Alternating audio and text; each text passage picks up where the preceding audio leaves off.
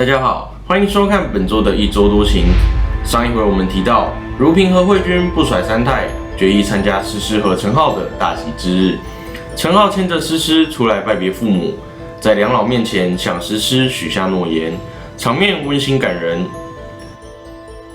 佳瑶到酒翁餐厅找世昌，表示和文章有好消息要宣布，但世昌不想让佳瑶知道诗诗也在这里举办婚礼。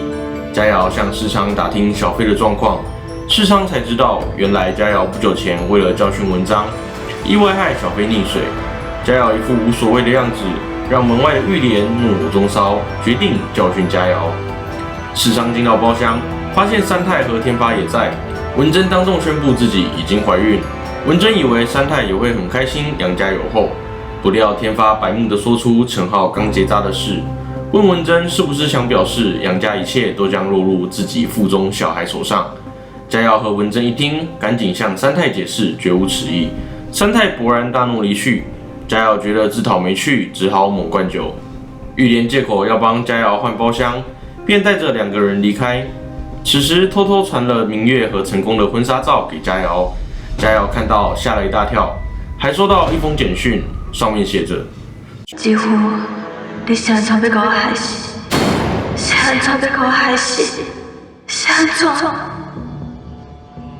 因体内的酒精作祟，佳瑶分不清虚实。这时，成功和诗诗走向会场，佳瑶竟将诗诗当成明月，以为明月要来索命，吓得两腿发软，跌进婚宴厅。众人全看傻眼，佳瑶连滚带爬的闪躲，还不停向明月道歉。世昌赶紧制止佳瑶，佳瑶这才清醒。不料玉莲当众将监视器画面播出，佳瑶罪证确凿，被众人轮番教训。佳瑶伺机挟持诗诗。这时警察赶来，顺利救下诗诗，并带走佳瑶。我们终于第一次看到八列党里的警察有用了。后来天发带小弟绑走世昌，小飞和文章来不及阻止，小飞打电话告知玉莲，世昌被押至仓库，不断求三太放了他。三太拿起球棍要砸烂世昌脑袋，玉莲赶来求三太饶了世昌。看着独自赶来的玉莲，世昌内心十分感动。文章来电劝三太别动私刑，否则将报警并退出9份开发案。三太这才饶过世昌，但要世昌更加努力推广黑心面粉。世昌无奈答应。结果这时候警察又不见。只要有心，人人都可以是斜杠青年。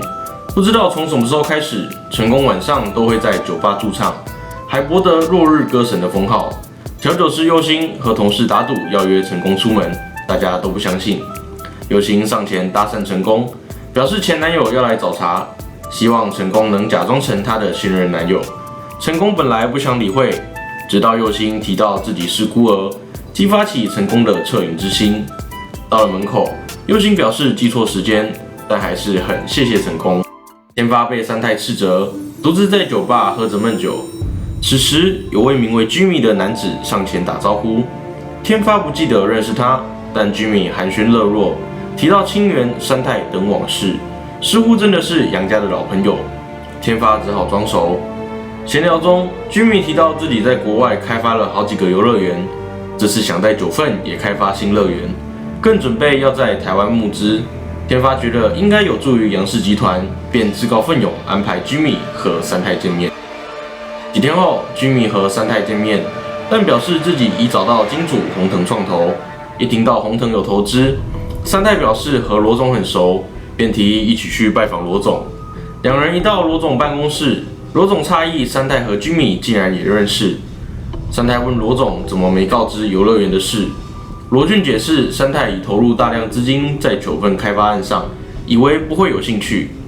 Jimmy 表示，若三太真的感兴趣，看在自己和清源的交情上，或许能勉强挤出股份。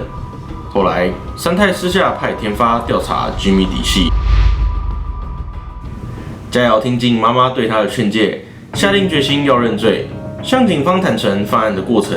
但警察认为她还在推脱，因为佳瑶没有交代明月后脑之谜的一集是怎么发生的。佳瑶这才知道，原来人不是自己杀的。极力回想当时情况，想起明月确实是负责后脑。向警察说明，但警察仍不采信他的说法。三太喝着酒，拿出一个破掉的琉璃看着。另一处，天发也拿着另一半的琉璃端看着。回想婚礼当天发生的事，天发和库伊苏发生争执，库伊苏提起三太敲他头的事被明月听到。明月问三太是否属实。当年阿公拍着伤，昏迷遐尔侪年的人，敢就是你？三太原本想辩解，却不小心说溜嘴。明月想去告状，情急之下，三太拿起琉璃奋力一丢，竟不偏不倚击中明月后脑。三太急忙道歉，并扶着明月，拜托明月先结完婚，其他事等婚礼结束再说。此时明月已经有些晕头转向，三太以为他答应，便捡起脚边的凶器离开。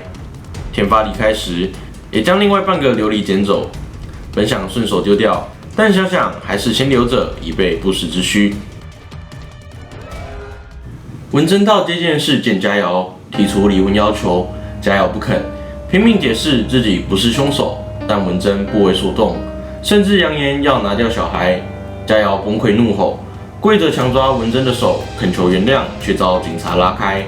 文贞痛心离去，回忆起自己曾经那么深爱这个男人，如今却由爱转恨，更痛哭对不起肚子里无缘的孩子。天发去饭店想找 Jimmy， 却偷听到罗总向 Jimmy 提议要吃下全部投资，请 Jimmy 别让三太投资。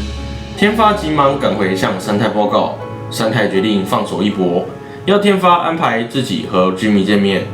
几天后 ，Jimmy 来见三太，三太明讲要吃下 Jimmy 所募集的全额资金。Jimmy 最后同意，但诱骗立刻签约收钱。三太当场开了50亿的现金支票给 Jimmy。这天晚上，志豪故意酒驾，让警察抓他进去关，找机会用尖牙刷捅了佳瑶，并勒昏她。正准备结束佳瑶生命时，警察来询，志豪只好赶紧布置佳瑶伤害他人后想自杀，佳瑶被送医院。另一头，三太和世昌持续狼狈为奸，讨论黑心面粉的事。世昌接到警察来电，告知佳瑶自杀未遂，随即赶往医院。佳瑶解释自己之前从警察侦讯中发现自己并不是真正的凶手。佳瑶认为凶手和在狱中要杀自己的人有关，世昌答应要帮儿子查出真相。佑星偷偷跟着天星楼面粉送货车，联络成功，两人终于找到面粉仓库所在地。天发正指挥工人搬货，成功拍照收证并报警。天发被抓回警局询问，死不肯认罪，也不肯说出幕后主使者。成功提醒他转做污点证人还能减刑，要他好好想想。没多久，三太、如萍、何慧君在家中看到新闻。三太辩解自己是受害者。如萍、何慧君离开后，天发来向三太道歉。三太要天发若真的扛不住，就认罪，并将责任推给世昌，并表示会给天发足够的补偿，用多年来的情感来说服天发。天发感动了，决定鞠躬尽瘁。以上就是本周的一周多情。想要更快速了解多情城市，下周也别忘了持续锁定一周多情。喜欢的朋友们也记得分享出去哦。